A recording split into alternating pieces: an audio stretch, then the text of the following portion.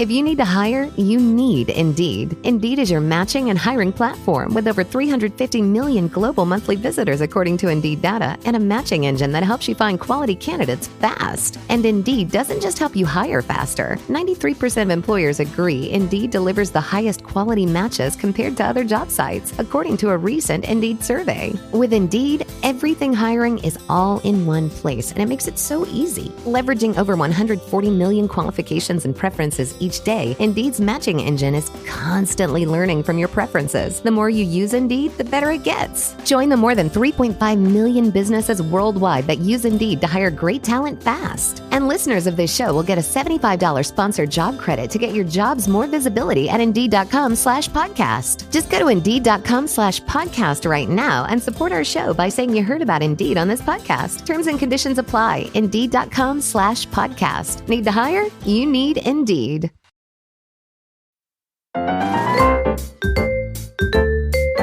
Hey, Ann Varner. Hey, Karen Devaney. Your dog's already in the podcast this morning. He's fine. Yeah, absolutely. There's Trout with his bone being obnoxious. So today we're doing something a little different. We are. We're doing a shorty. We're going to do a shorty. A shorty sewed. This is what I like to call anything but murder, shorty. What a great name.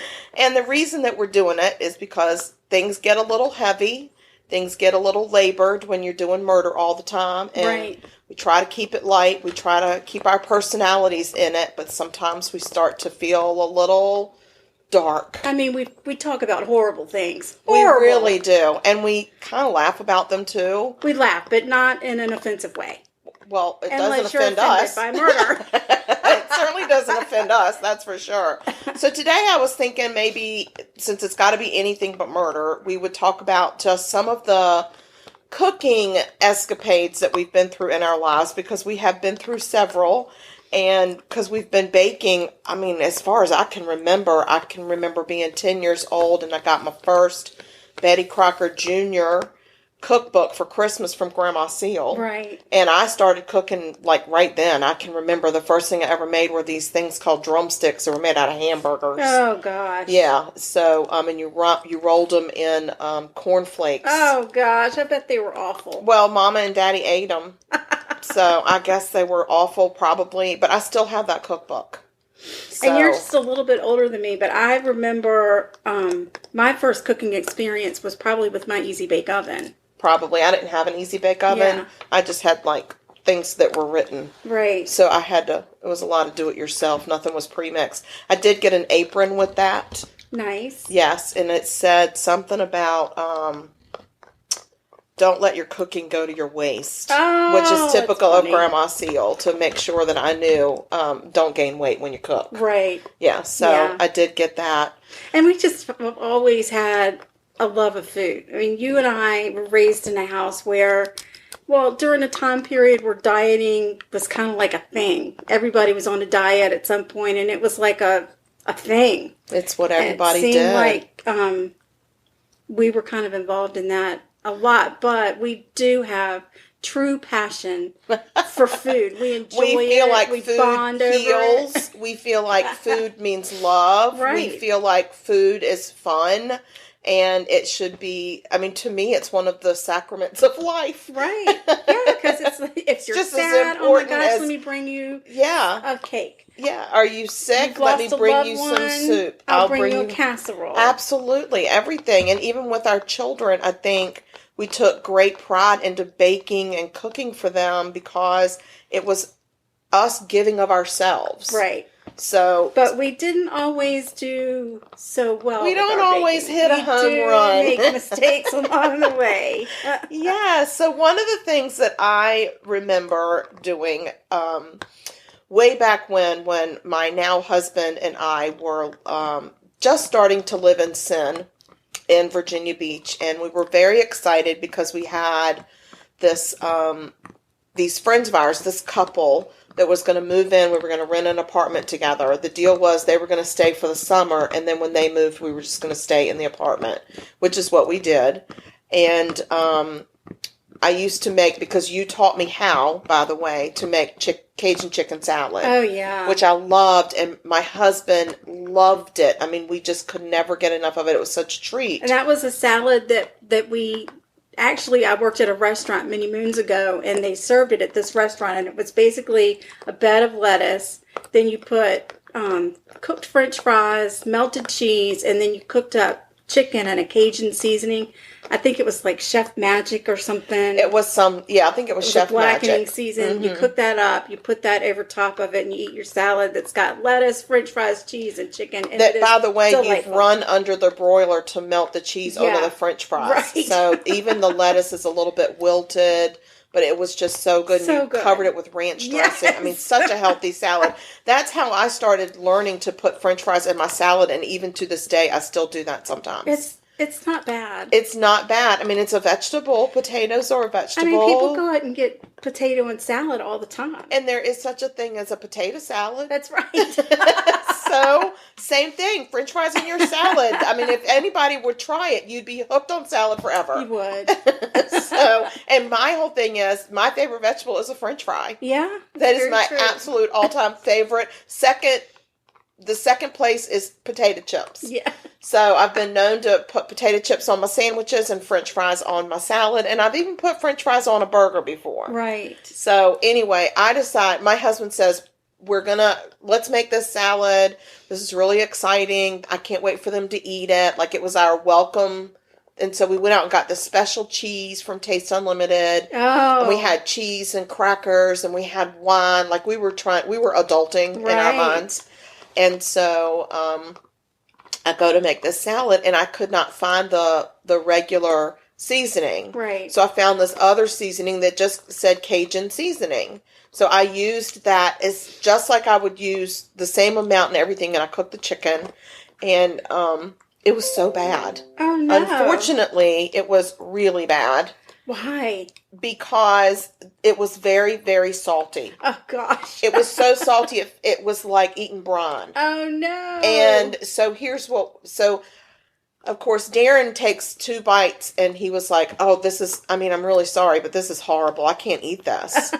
And I was like, and so I took a couple bites, and I was like, my God, I don't know what's wrong with this salad. Please don't eat it. And then the girl was like, yeah, I can't eat it. And she kind of pushed it away. But the guy, Anthony, and he's such a doll baby, he felt so bad that he was like, no, Karen, I love it. I love this salad. I'm going to eat it. And I was like, Anthony, please stop eating the salad. He was like, no, I really like it. We even called and ordered a pizza. Oh, wow. And while we were waiting for the pizza, he's still trying to eat the salad. Oh, and we're like, gosh. Anthony. So he gets up, and he was like, I'm going to be right back. I'm going to go to the bathroom. And we hear him puking. Oh, no. He's puking in the bathroom, and I feel so bad.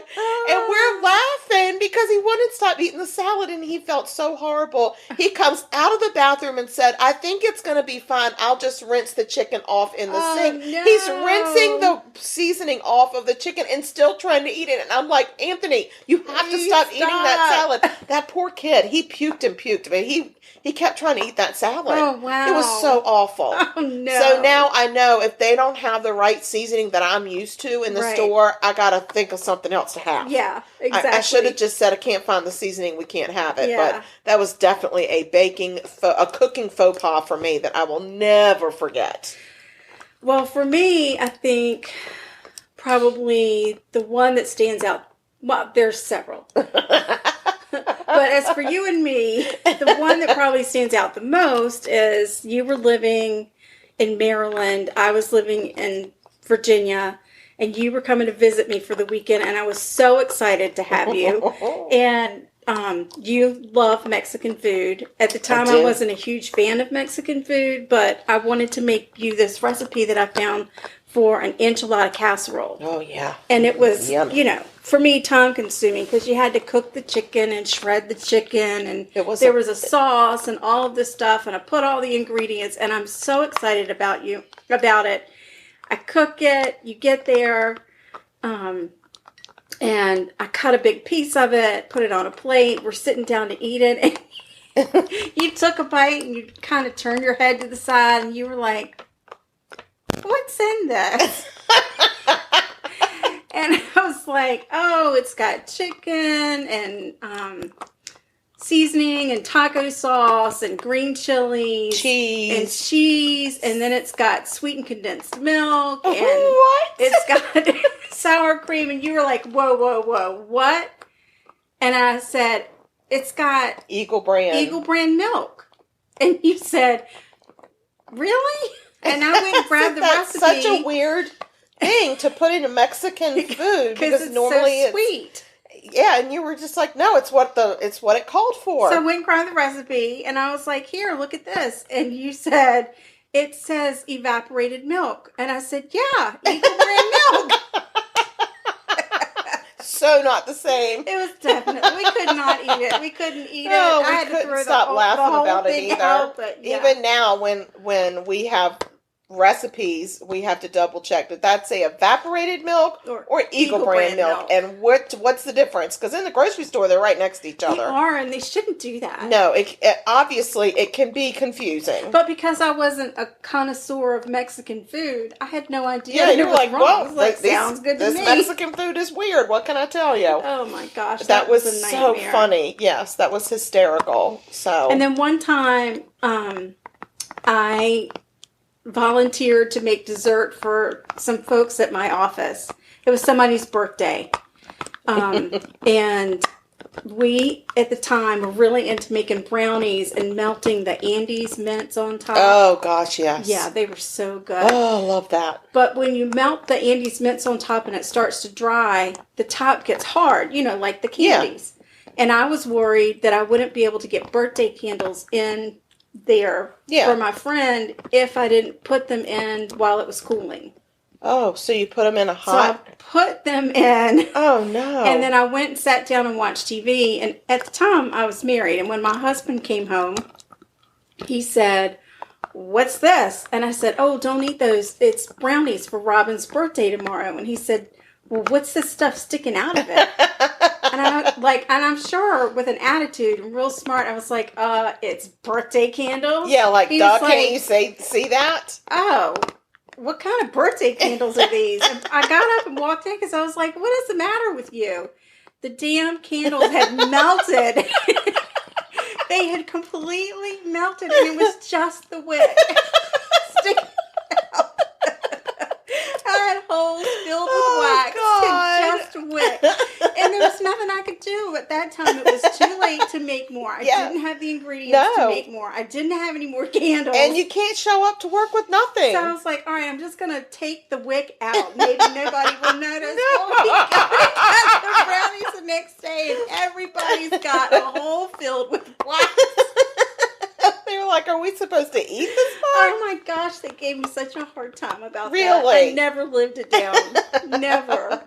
Yeah. Well, not too long ago, I decided that, I guess when we moved to South Carolina, I decided to start making ribs for the kids because our sons love some ribs. Yes, they do. And I found this really great recipe. And I'd made it a couple of times. And I can't remember. I think it was for my son's birthday. We decided we were going to make ribs again.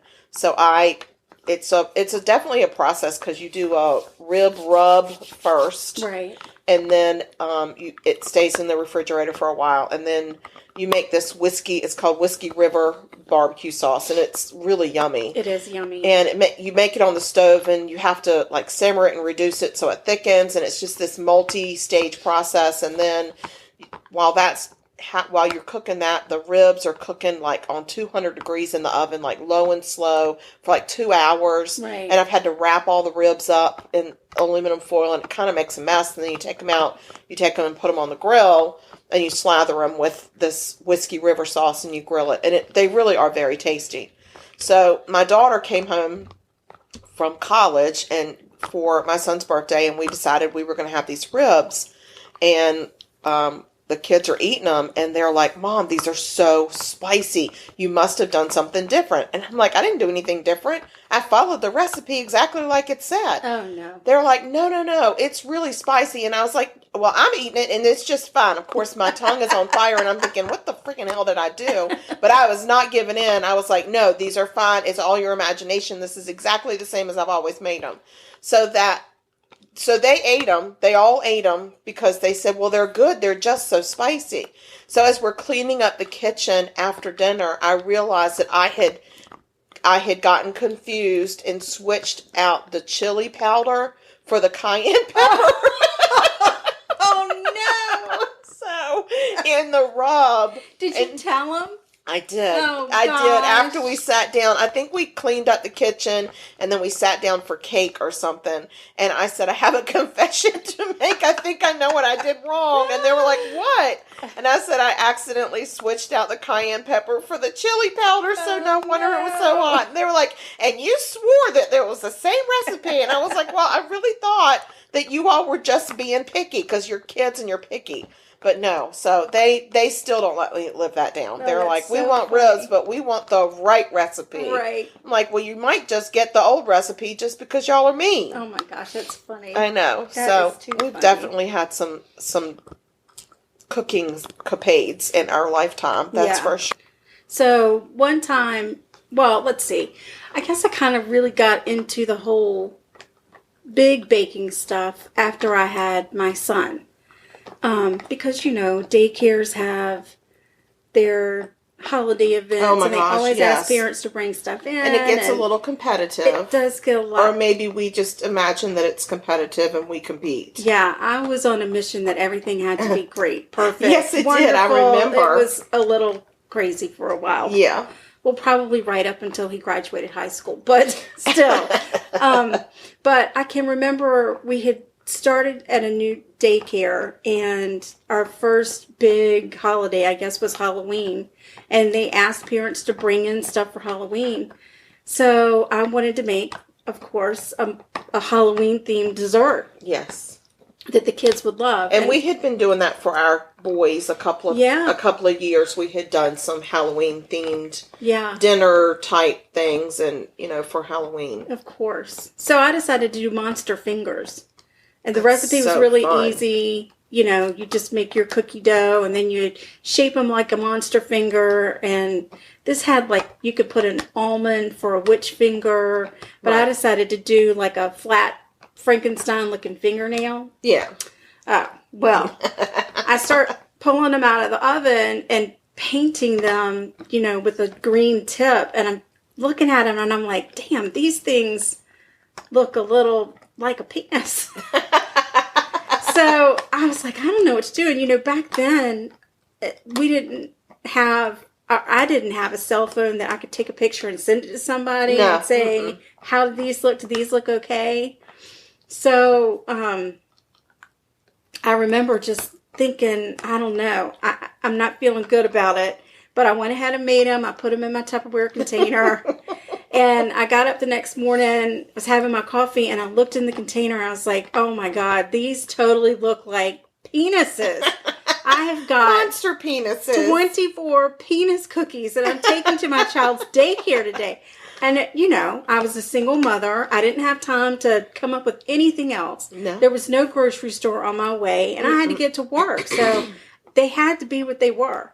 So I remember I got to daycare and got my son all situated, and I handed the container to one of his teachers, and I said, trust me when I tell you, these are monster fingers. And she looked at me weird, and I said, you'll figure it out later, but these are monster fingers. She swears they're monster fingers. I have no idea if they actually put them on the kids' plates or not. Probably not. And after that, for Halloween, I stuck to I think I did a jack-o'-lantern cake. Yeah. The one where you take... I know you did some cupcakes one time. Yeah. That looked like maybe scarecrows or something. Right. Yeah. And then, because I can remember. So I actually did the witch's fingers. Right. And you put the not the slivered almond, but the sliced almond on the tip of it. Right. And I did the same exact thing and took them into work. Oh. But didn't really connect that they looked like penises. Right. Until I was at work and I put them out, because we had like a little table and we were just kind of having this little Halloween spread. And one of the engineers goes, who brought the penises? And I was like, ew, who would do something like that? That's so tacky. And he goes, yeah, look at it. And he turns around and he's got my witch's finger in his hand. And I was like, that was me. And that's a witch's finger. And he was like, no, that's a penis. Oh my God. Because I hadn't even painted them green. I just left them natural. Oh, yeah. So they were just like white penises with these like the almonds didn't even have half the almonds had fallen off. Like right. it was a nightmare. And, I mean, it took forever. I never took another Halloween dessert back to work.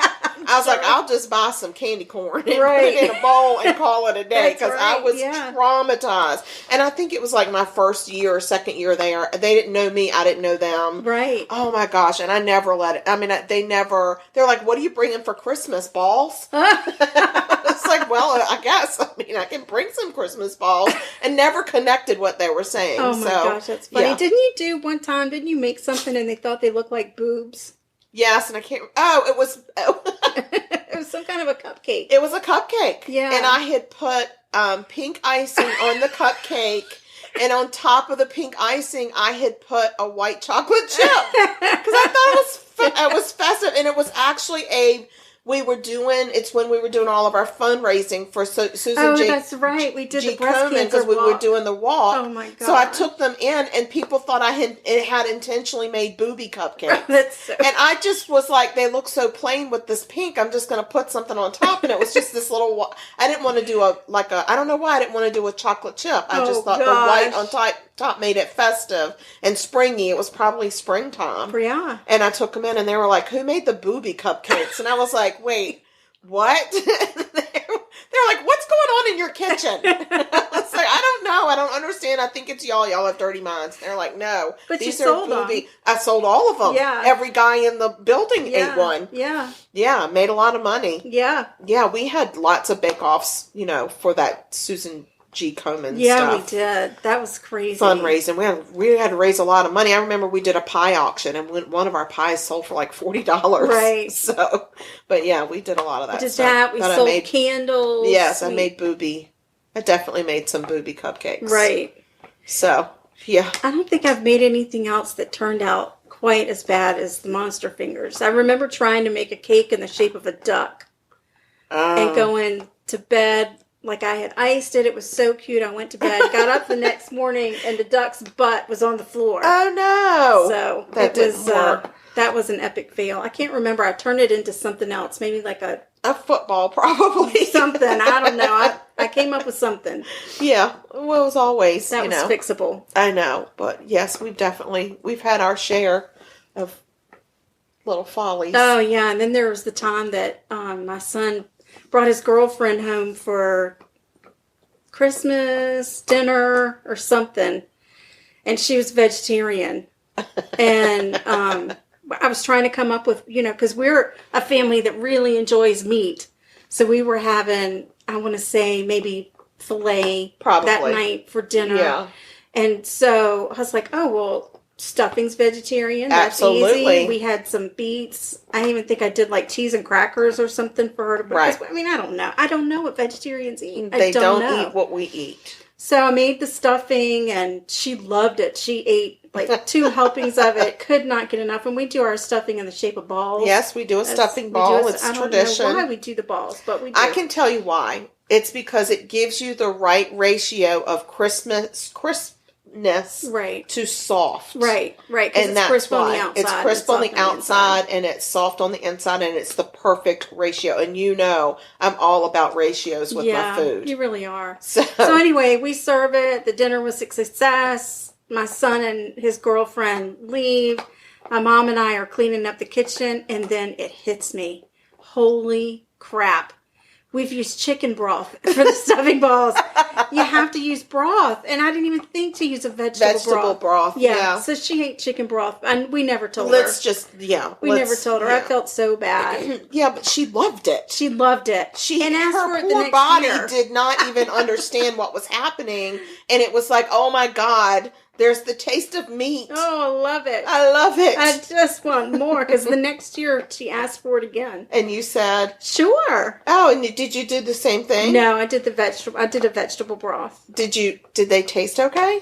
I couldn't taste the difference. Oh, you couldn't? Mm-mm. Well, I disagree. I think I would have known. Yeah, I don't think you would have, but... I would have just done a separate batch for her, probably.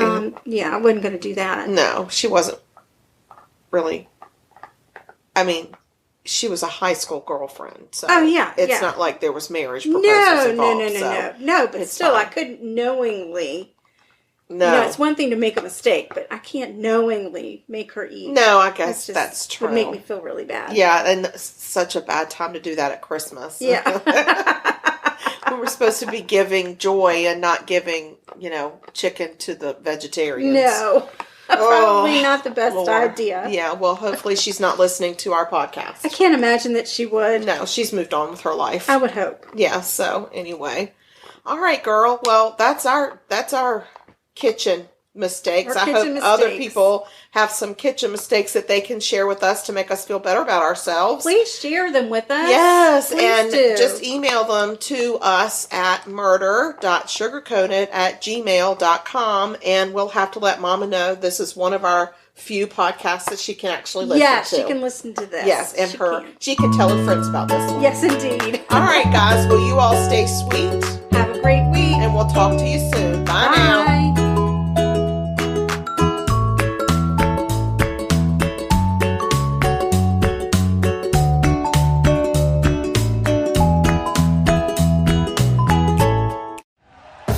Thank you for listening to Believe. You can show support to your host by subscribing to the show and giving us a 5-star rating on your preferred platform. Check us out at Believe.com and search for BLEAV on YouTube.